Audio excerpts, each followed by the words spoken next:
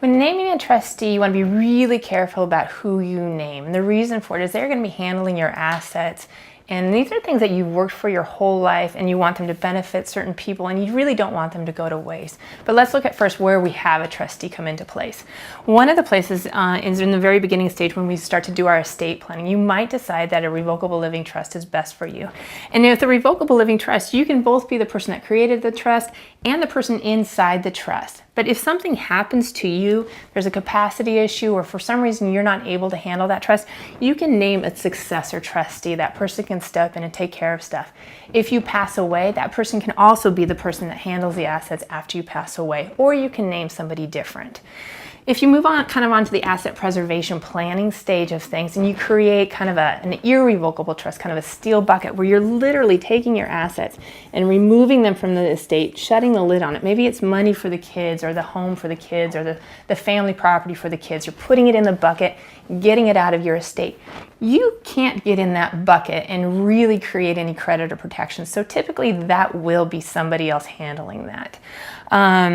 And it can be the same person that's handling it while you're alive as it is after you pass away, whether we're distributing the assets after you pass away or just keeping that trust in place. Another place that you might see a trustee is if you have a revocable living trust or a will, like over here, this is the revocable living trust, but if you create a will instead, you might also create kind of a steel bucket trust for your assets to pour into. It's kind of like a nest egg that nobody else can touch except for the beneficiary, so that if a creditor comes along or the state comes along, they might be able to look at that person's assets, but not the assets inside that trust. And so that would be another place where you would have another trustee. I think in the big picture, there's three big things to look at when picking a trustee. Coffee talk. You want to have somebody that you can sit down and talk to. That just seems very normal. Not somebody back on the East Coast that you have to write letters back and forth. Everything goes through legal. You never get to understand whether they're going to make a distribution or not, and they really don't know what's going on.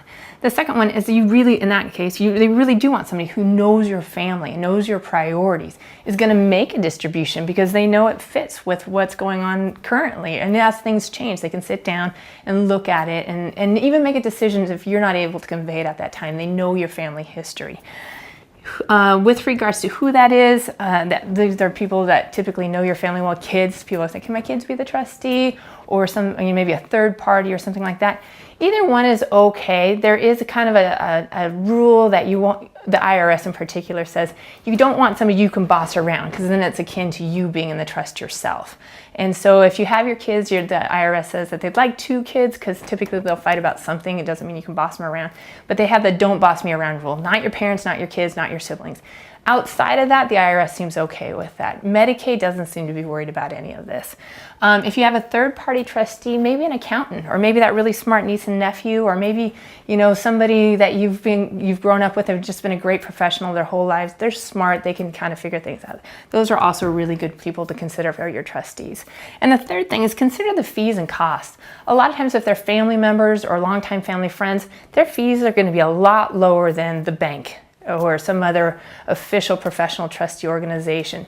And depending on what kind of assets are in there, if they're going to have to be handled a lot, your fees and costs can go up. If it's very simple, a piece of property where you're writing a property check or an insurance check, very simple, your costs can stay really low. So I would say those are the 3 big things to consider when choosing a trustee in any one of these situations.